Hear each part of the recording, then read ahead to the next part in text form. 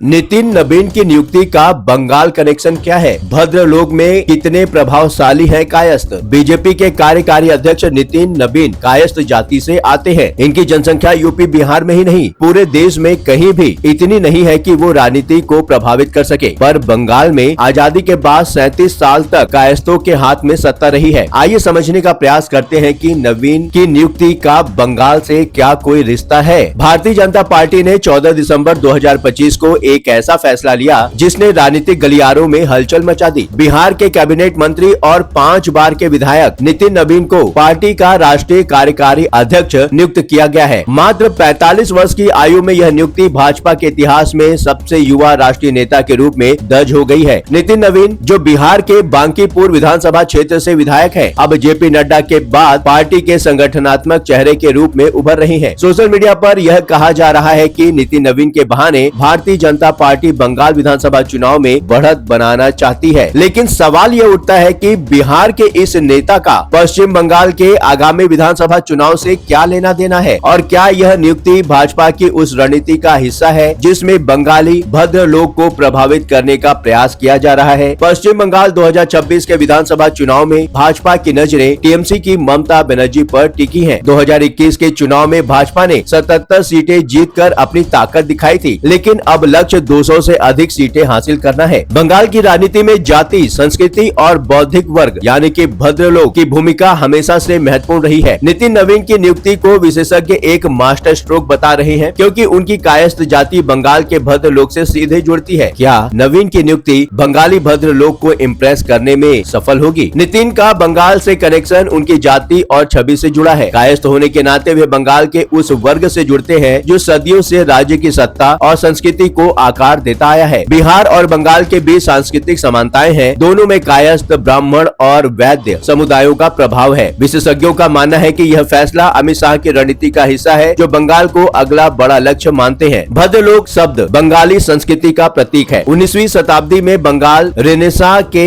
दौरान यह शब्द उभरा, जब ब्राह्मण, कायस्थ और वैद्य समुदायों ने शिक्षा, साहित्य और प्रशासन पर कब्जा किया। भद्रलोक को जेंड्री या इंटेलिजेंसिया कहा जाता है। ये वो लोग हैं जो कोलकाता के कॉफी हाउस, रविंद्र सदन और दुर्गा पूजा की सांस्कृतिक परंपराओं से जुड़े हैं। ऐतिहासिक रूप से बंगाल की सत्ता भद्रलोक के हाथ रही है। स्वतंत्रता के बाद सीपीआईएम के 34 वर्षों के शासन में ज्योति बसु कायस्थ 23 वर्ष मुख्यमंत्री रहे, जबकि विधान चंद्र रॉय कायस्थ 14 वर्ष तक मुख्यमंत्री रहे। कुल 37 वर्ष कायस्थ मुख्यमंत्रियों के हाथ में पश्चिम बंगाल की सत्ता रही। सुभाष चंद्र बोस, स्वामी विवेकानंद जैसी महान विभूतियां भी कायस्थ थे। भद्रलोक लगभग देखा जाए तो 15 से लेकर 20% शहरी क्षेत्रों में निर्णायक होता है, और सबसे बड़ी बात यह है कि यह भद्रलोक ही बंगाल में माहौल बनाता है। ये लोग जो करते हैं बाकी लोग उनका अनुसरण करते हैं। यूपी और बिहार की तरह यहाँ का पिछड़ा समुदाय खुद को इन भद्रलोक से प्रतिस्पर्धा या चुनौती के रूप में नहीं देखता है। भद्रलोक की विशेषता रही है कि ये लोग खुद को बौद्धिक समझते रहे हैं। इसके कारण ये अपने को सेकुलर कहलाने में गर्व फील करते रहे हैं। शायद वाम दलों के लंबे समय तक शासन में रहने के चलते भी ये कारण रहा हो। दक्षिण पंथी विचारधारा को ये लोग बहुत हेय दृष्टि से देखते रहे हैं। बीजेपी यह समझ गई है कि बंगाल पर विजय हासिल करना है तो यहाँ के भद्रलोक में पैठ बनानी होगी। यही कारण रहा है कि हाल के वर्षों में आरएसएस ने यहाँ की सांस्कृतिक गतिविधियों में घुसने का प्रयास किया है। भाजपा मानती है कि भद्रलोक को इम्प्रेस करने से शहरी वोट बैंक मजबूत होगा। पश्चिम बंगाल की राजनीति हमेशा से जटिल रही है। 2021 के चुनाव में भाजपा ने 18% वोट शेयर के साथ 77 सीटें जीती, लेकिन टीएमसी ने 213 सीटों पर कब्जा जमा लिया था। 2026 में भाजपा का लक्ष्य मिशन 200 है, लेकिन चुनौतियां कम नहीं। ममता बनर्जी की बंगाली अस्मिता की राजनीति ने भाजपा पर बाहरी का ठप्पा लगा दिया है। इसके अलावा मुस्लिम वोट बैंक लगभग जो 27% के आसपास आता है टीएमसी के पक्ष में है, जबकि हिंदू वोट बैंक लगभग 70% है। में विभाजन भाजपा के लिए अवसर है। पश्चिम बंगाल की राजनीति में भद्रलोक शहरी, शिक्षित, ऊपरी जाति यानी कि ब्राह्मण, कायस्थ, वैद्य का प्रतीक हमेशा से निर्णायक रहा है। 2026 के विधानसभा चुनाव से पहले भाजपा की नजर इसी वर्ग पर है। बिहार की ऐतिहासिक जीत के बाद पार्टी मिशन बंगाल में ममता बनर्जी के बाहरी के आरोप को उलट सके, ऐसा चाहती है। भाजपा जानती है कि भद्रलोक लगभग 15 से लेकर 20% वोटर शहरी कोलकाता और उत्तरी बंगाल में फैला है, जहां टीएमसी का दबदबा है। अब पार्टी बंगाली प्राइड को अपनाने की कोशिश कर रही है। अमित शाह की अगुवाई में ऑपरेशन सिंदूर और सांस्कृतिक कार्यक्रमों से बंगाली आइडेंटिटी को हाईजैक करने का प्लान है। बंगाली अस्मिता भाजपा के लिए सबसे बड़ा रोड़ा है। ममता ने जय बंगाल और दुर्गा पूजा को अपनी ब्रांडिंग का हथियार बना लिया है, जबकि भाजपा को उत्तर भारतीय ठप्पा लगा दिया है। केंद्र की एनडीए सरकार ने संसद में वंदे मातरम डिबेट भी इसीलिए कराया है। एक रिपोर्ट के मुताबिक भाजपा का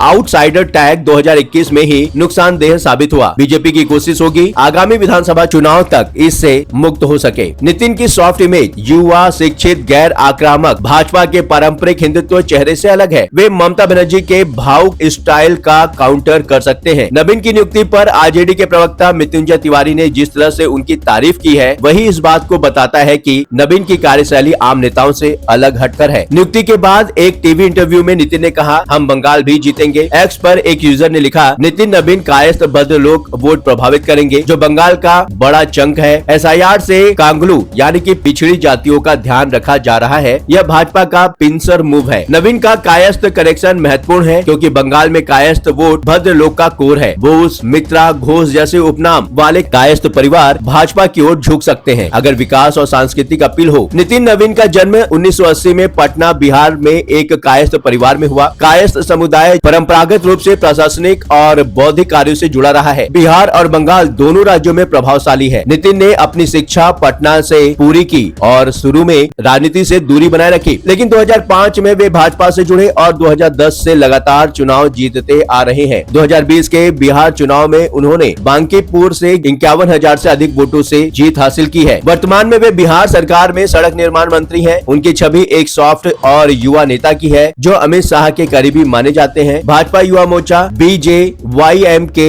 राष्ट्रीय महासचिव रह चुके नितिन ने बिहार में पार्टी को मजबूत करने में अहम भूमिका निभाई। 2025 के बिहार चुनाव में भाजपा को ऐतिहासिक जीत दिलाने में उनकी मेहनत सराहनीय रही। पीएम मोदी ने खुद उनकी नियुक्ति पर बधाई दी, ये कहते हुए कि नितिन नवीन जैसे युवा नेता पार्टी को नई ऊर्जा देंगे। चैनल को सब्सक्राइब कर लिया हो तो नोटिफिकेशन के लिए बेल आइकन को जरूर दबाएं। वीडियो पसंद आया हो तो वीडियो को लाइक करें। लगातार खबरों के लिए बने रहिए 7 TV भारत के साथ।